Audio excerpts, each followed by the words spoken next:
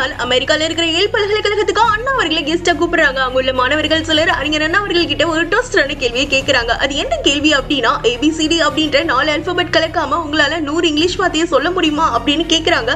கொஞ்சம் கூட யோசிக்காத அண்ணா சட்டுன்னு பதில் சொல்லிட்டாருங்க. அது என்ன பதில் தெரியுமா? 1ல இருந்து 99 வரைக்கும் இங்கிலீஷ்ல சொல்றாரு. அதுல எதுலயுமே ABCD அப்படின்ற வார்த்தை கூட இடம்பெறாது. அது மட்டும் இல்லாம 100வது 100 அப்படின்னு சொல்லணும். ஆனா அவர் 100 அப்படின்னு சொல்லல. ஏன்னா அதுல D அப்படின்ற வார்த்தை இடம்பெற்றிருக்கு. அதுக்கு பதிலா அவர் என்ன சொன்னாரு தெரியுமா? ஸ்டாப், அதாவது STOP அப்படின்ற வார்த்தையை சொல்றாரு. அது கேட்டதும் அங்குள்ள பலரும் ஆச்சரியப்பட்டு பார்த்தாங்க. இதனாலதான் அறிஞர் அண்ணா அவர்களோட ஆங்கில அறிவை நம்ம வெகுவா பாராட்டிட்டே இருக்கோம். இந்த ஒரு இன்சிடென்ட் எனக்கு ரொம்ப பிடிச்சமான இன்சிடென்ட். இதனால நான் என்ன சொல்ல வரேன்னா, அறிஞர் அண்ணா அவர்கள் ஆங்கிலம் பேசலங்க, ஆங்கிலம் அறிஞர் அண்ணா அவர்களால் பேசப்பட்டது. இந்த மாதிரி பல சுவாரஸ்யமான நிகழ்வுகள் தெரிஞ்சுக்கணும் அப்படின்னா நம்ம வரலாறு டிகோட்ஸ் சேனல் சப்ஸ்கிரைப் பண்ணிக்கோங்க. இன்னும் நிறைய டிகோட்ஸ்கள் வந்துகிட்டே இருக்குங்க.